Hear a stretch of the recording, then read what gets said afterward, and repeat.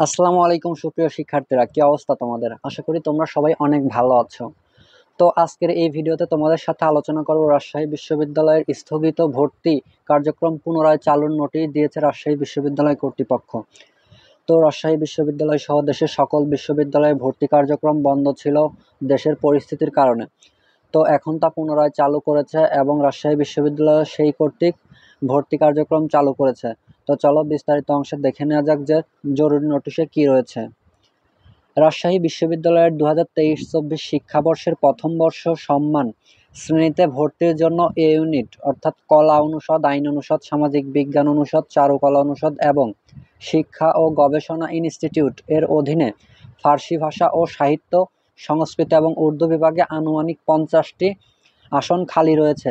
যেসব প্রার্থী এমসিকিউ পরীক্ষায় উত্তীর্ণ হয়েছে এবং বিষয় পছন্দক্রম ফর্ম পূরণ করেছে এবং যারা ইতোমধ্যে প্রকাশিত মেধা তালিকাগুলোতে মনোনীত হয়নি, কেবলমাত্র তাদের মধ্যে থেকে নিম্নবর্ণিত মেধাক্রম পর্যন্ত আগ্রহী প্রার্থীদেরকে এই ইউনিটের চিফ কোঅর্ডিনেটর অফিসে 11, 12 এবং 15 সেপ্টেম্বর 2024 দুপুর 3টার মধ্যে উপস্থিত হয়ে প্রবেশপত্র অর্থাৎ ক্যান্ডিডেট কপি যেটা তোমাদের দিয়েছিল সেটা জমা দেওয়ার জন্য বলা যাচ্ছে। উল্লেখ্য, যেসব ভর্তিচ্ছু প্রবেশপত্র জমা দিবে তাদের মধ্যে থেকে মেধার ভিত্তিতে আসন পূরণ করা হবে।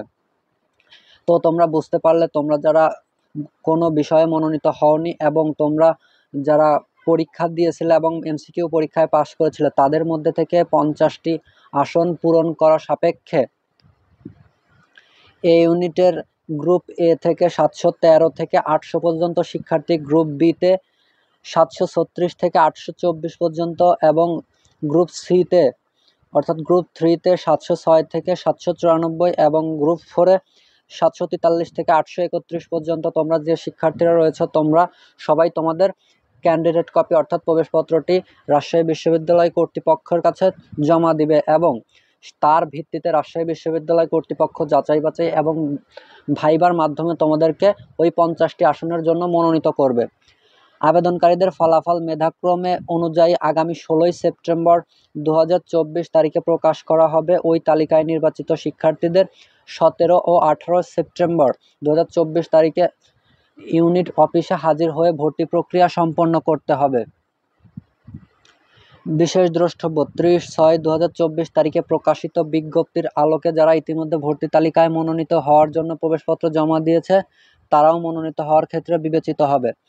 তো তোমরা বুঝতে পারলে, তোমরা যারা মনোনীত হওনি এবং তোমরা যারা এই মেধাক্রমের মধ্যে রয়েছে তোমরা সবাই তোমাদের অ্যাডমিট কার্ড বিশ্ববিদ্যালয় কর্তৃপক্ষের নিকট জমা দেবে এবং তারপর তোমাদের ভাইবার মাধ্যমে তোমাদের ফাইনাল অর্থাৎ চূড়ান্ত মেধা তালিকা প্রকাশ করবে 16 সেপ্টেম্বর। এবং তোমরা যারা পূর্বে অর্থাৎ 30/6/2024 তারিখে তোমাদের কাগজপত্র জমা দিয়েছিলে তাদেরও এই ভর্তি কার্যক্রমে মনোনীত হিসেবে বিবেচিত হবে। আশা করি তোমরা সম্পূর্ণ বিষয়টি বুঝতে পারলে। দেখা হবে নতুন কোনো ভিডিওতে। ততক্ষণ পর্যন্ত সবাই ভালো থাকো, সুস্থ থাকো এবং তোমরা যারা আমার এই চ্যানেলে নতুন অ্যাডমিশন রিলেটেড আপডেট ভিডিওগুলো সবার আগে পেতে এই চ্যানেলটি এখনই সাবস্ক্রাইব করে রাখো। আসসালামু আলাইকুম।